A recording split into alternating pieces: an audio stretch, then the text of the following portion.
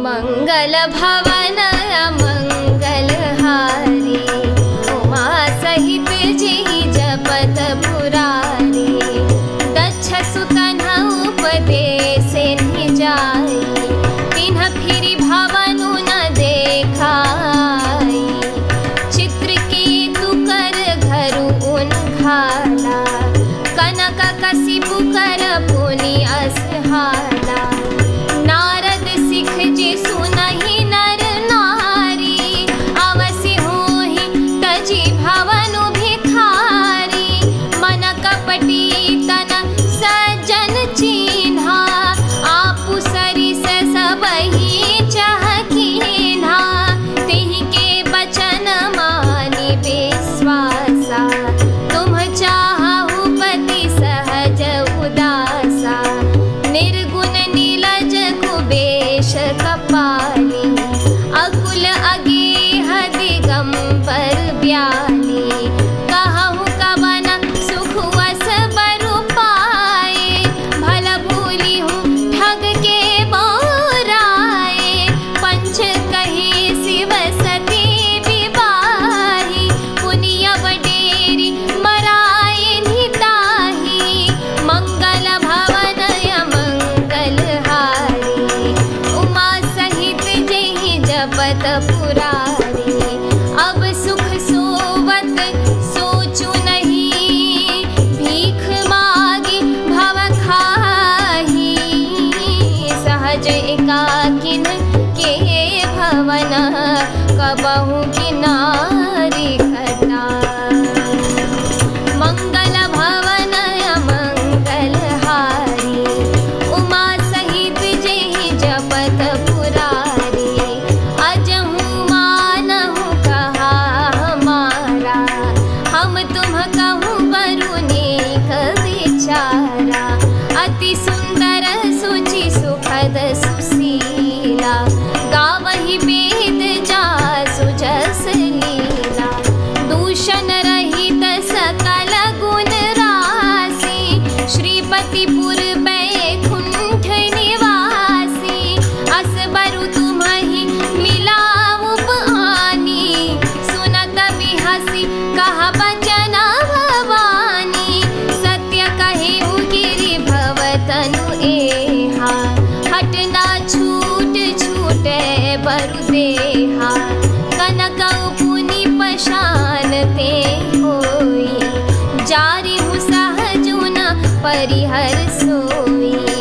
नारद बचन न मैं परिहरऊँ, बसऊ भवन उजरऊ नहीं डरऊँ। गुर के बचन प्रतीति न जेहि, सपने हूँ सुगमन सुख सिद्धि तेहि।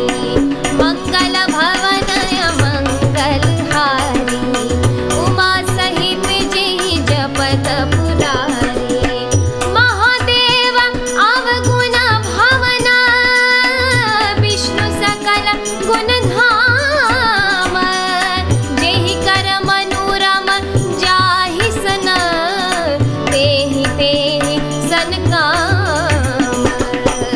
मंगल भवन मंगल हारी, उमा सहित जेहि जपत पुरारी। अर्थात उन्होंने जाकर दक्ष के पुत्रों को उपदेश दिया था, जिससे उन्होंने फिर लौटकर घर का मुंह भी नहीं देखा। चित्रकेतु के घर को नारद ने ही चौपट किया। फिर यही हाल हिरण्यकश्यपु का हुआ।